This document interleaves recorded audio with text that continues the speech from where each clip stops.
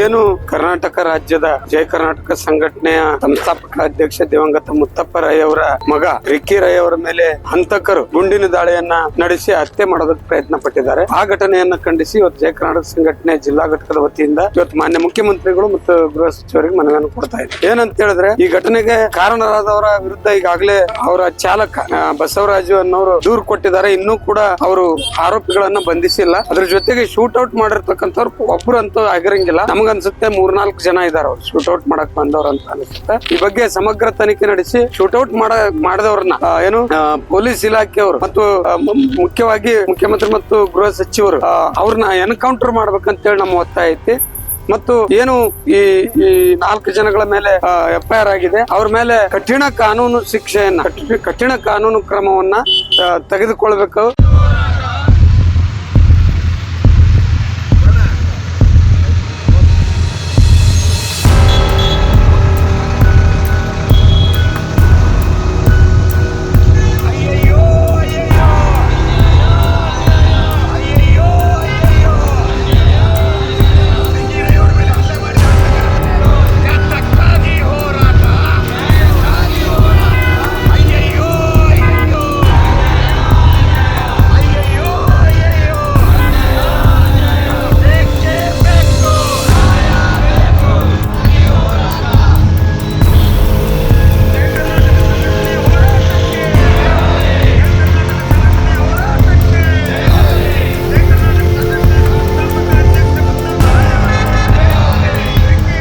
ನಮಸ್ಕಾರ.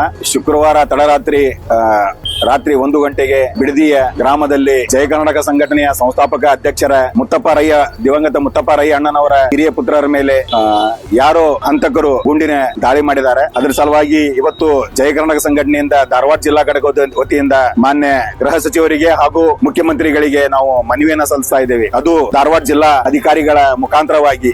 ಮನವಿ ಏನಂತಂದ್ರೆ, ಇವತ್ತು ಮುತ್ತಪ್ಪ ರೈ ಅವರು ಕರ್ನಾಟಕದ 31 ಜಿಲ್ಲೆಯಲ್ಲಿ ನಮ್ಮ ಸಂಘಟನೆಯನ್ನ ಬಹಳ ವಿಜೃಂಭಣೆಯಿಂದ ಮಾಡ್ಕೊಂಡ್ ಬಂದಿದ್ದಾರೆ. ಅದರಲ್ಲಿ ವಿಶೇಷವಾಗಿ ಹೇಳ್ಬೇಕಂದ್ರೆ, ದಿವಂಗತ ಮುತ್ತಪ್ಪಣ್ಣವರು ಈ ಸಂಘಟನೆಯನ್ನ ಯಾಕೆ ಕಟ್ಟಿದ್ದಾರೆ ಅಂದ್ರೆ, ಜನಕ್ಕೊಂದು ಒಳ್ಳೆ ಕೆಲಸ ಮಾಡ್ಬೇಕು, ಜನರಿಗೆ ಯಾರಿಗೆ ಅನ್ಯಾಯ ಆಗತ್ತೋ ಅನ್ಯಾಯನ ಎತ್ತಿ ಹಿಡಿಬೇಕಂತ ಹೇಳಿ ಮಾಡಿದ್ದಾರೆ. ಅಂತ ಮಹಾನ್ ವ್ಯಕ್ತಿಯ ಕಿರಿಯ ಮಗರಾದಂತ ರಿಕ್ಕಿ ರೈ ಅವರನ್ನ ಯಾರೋ ಗೊತ್ತಿಲ್ಲದವರು ಹಂತಕರು ಅವರನ್ನ ವಾಚ್ ಮಾಡಿ ತಡರಾತ್ರಿ ಶುಕ್ರವಾರ ರಾತ್ರಿ ಅವ್ರ ಮೇಲೆ ಹಲ್ಲೆ ಮಾಡಿದ್ದಾರೆ. ಅವರಿಗೆ ಮಣಿಪಾಲ್ ಹಾಸ್ಪಿಟಲ್ ಅವರು ಇವಾಗ ಚಿಕಿತ್ಸೆಯನ್ನು ಪಡಿತಾ ಇದ್ದಾರೆ. ಅದಕ್ಕೋಸ್ಕರ ನಾವು ಕರ್ನಾಟಕ ಸರ್ಕಾರದ ರಾಜ್ಯ ಸರ್ಕಾರದವರಿಗೆ ಒಂದು ಮನವಿಯನ್ನು ಮಾಡ್ಕೋತಾ ಇದ್ದೀವಿ. ಏನಂತಂದ್ರೆ, ಯಾರು ಹಂತಕರಿದಾರ ಅವ್ರನ್ನ ಕೂಡಲೇ ಬಂಧನ ಮಾಡಬೇಕು, ಮತ್ತೆ ಅವ್ರಿಗೆ ಕಠಿಣ ಶಿಕ್ಷೆ ಆಗಬೇಕು ಮತ್ತು ಗಲ್ಲು ಶಿಕ್ಷೆ ಆಗ್ಬೇಕಂತ ಕೇಳ್ಕೊತಾ ಇದ್ದೀವಿ. ಮತ್ತು ಅದರ ಜೊತೆಗೆ ಮುಂಬರುವ ದಿನದಲ್ಲಿ ರಿಕ್ಕಿ ರೈ ಅವರಿಗೆ, ನಮ್ಮ ಸಂಸ್ಥಾಪಕ ಅಧ್ಯಕ್ಷರ ಮಗರಾದಂತಹ ರಿಕ್ಕಿ ರೈ ಅವರಿಗೆ ಬಿಗಿ ಬಂದೋಬಸ್ತ್ ಕೊಡ್ಬೇಕಂತ ಹೇಳಿ ಪೊಲೀಸ್ ಇಲಾಖೆಗೆ ಕೇಳ್ಕೊತಾ ಇದ್ದೀವಿ.